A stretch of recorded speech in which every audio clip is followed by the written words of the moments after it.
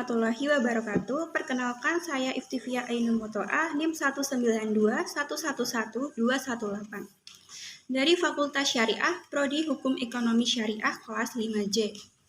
Pada kesempatan kali ini, saya akan mereview sebuah jurnal yang berjudul Urgensi Persidangan Secara Elektronik atau E-litigasi dalam Perspektif Hukum Acara Peradilan Agama di Era Digitalisasi, yang ditulis oleh Rian Ramdhani dan Dewi Mayaningsih dari Fakultas Syariah dan Hukum dari UIN Sunan Gunung Jati, Bandung, yang merupakan jurnal hukum keluarga dan peradilan Islam ISSN 27458741, volume 2 nomor 2 September tahun 2021.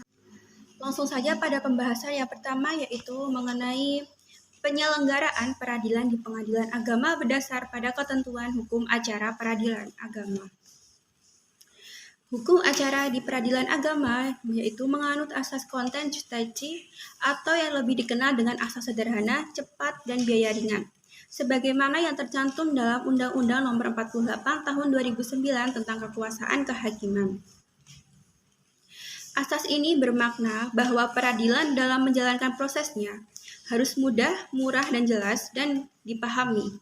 Dari hasil riset yang dilakukan oleh Masyarakat Pemantau Peradilan Indonesia atau MAPPI, layanan peradilan kepada para pencari keadilan masih terdapat kelemahan, yang diantaranya yaitu ketepatan waktu dalam jadwal persidangan, informasi yang terbatas, dan masih adanya praktik pungli pada saat administrasi perkara di pengadilan.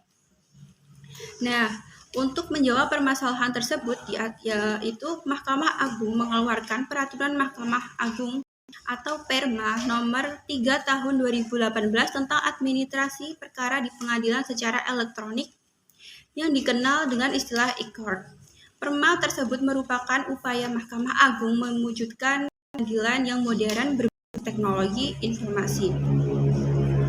Peraturan tersebut mengatur pengadministrasian perkara secara elektronik, meliputi pendaftaran perkara atau e-filing, pembayaran atau e-payment, dan panggilan atau pemberitahuan yang disebut e-summons.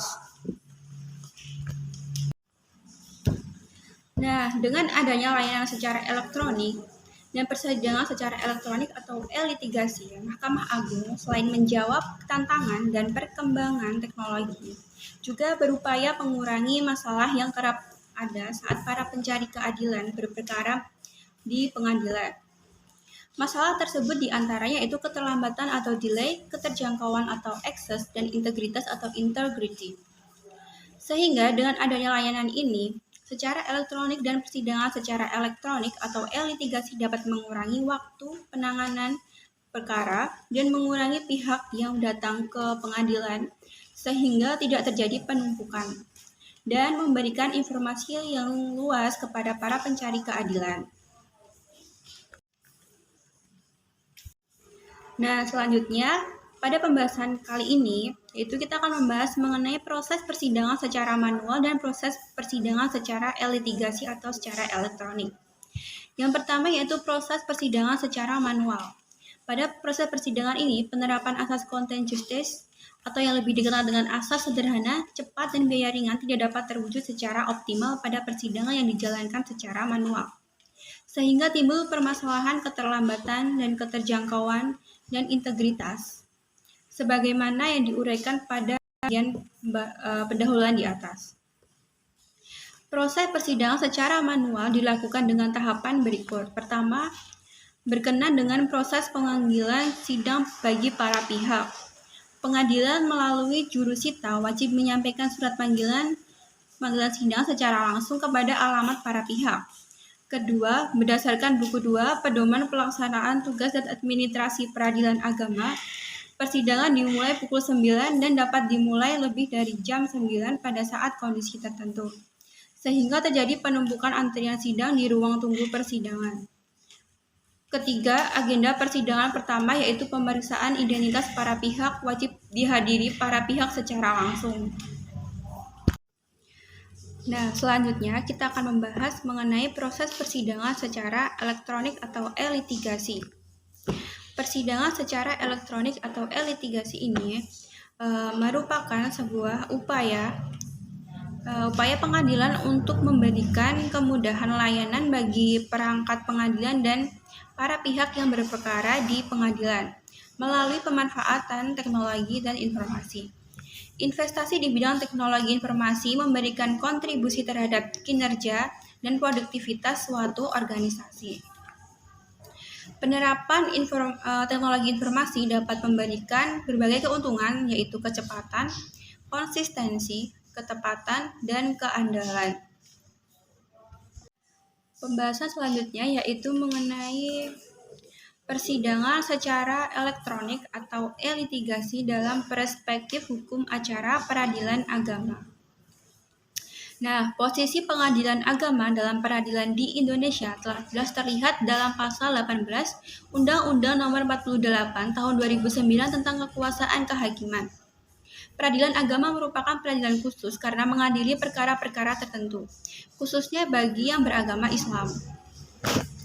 Berdasarkan pasal 54 Undang-Undang Peradilan Agama menjelaskan bahwa hukum acara yang berlaku pada pengadilan dalam lingkungan peradilan agama adalah hukum acara perdata yang berlaku di lingkungan peradilan umum, kecuali yang telah diatur secara khusus dalam undang-undang ini. Sehingga dasar yang digunakan dalam hukum acara peradilan agama yaitu Undang-Undang Peradilan Agama, Reglement of Verdict Restoring Englandes Reglement, Het Hersisen Indonesia's Reglement, dan Roosters Lemon for Persistent Verdict for Indonesian atau Kitab Undang-Undang Hukum Perdata, Buku 2 Pedoman Pelaksanaan Tugas dan Administrasi Peradilan Agama Jurisprudensi, Peraturan Mahkamah Agung atau Perma, dan Surat Edaran Mahkamah Agung atau SEMA, Peraturan Perundang-undangan yang berhubungan dengan peradilan agama.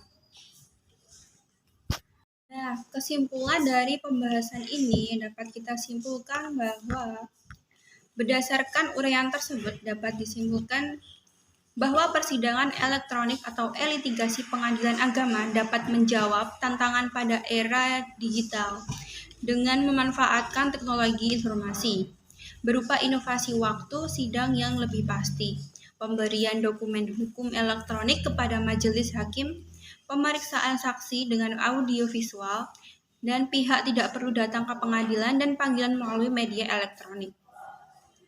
Selain itu yaitu hemat waktu, biaya, dan energi sehingga bisa menciptakan peradilan yang efektif dan efisien yang berdampak positif untuk memberikan kemudahan bagi perangkat pengadilan maupun para pihak yang berperkara di pengadilan. Selanjutnya, Perma nomor 1 tahun 2019 yang mengatur mengenai persidangan elektronik telah menyederhanakan proses acara persidangan dan tidak ditemukan adanya pertentangan hukum antara Perma nomor 1 tahun 2019 dengan ketentuan hukum acara yang berlaku di peradilan agama tersebut. Nah, sekian presentasi review jurnal dari saya. Kurang lebihnya mohon maaf. Sekian saya akhiri. Wassalamualaikum warahmatullahi wabarakatuh.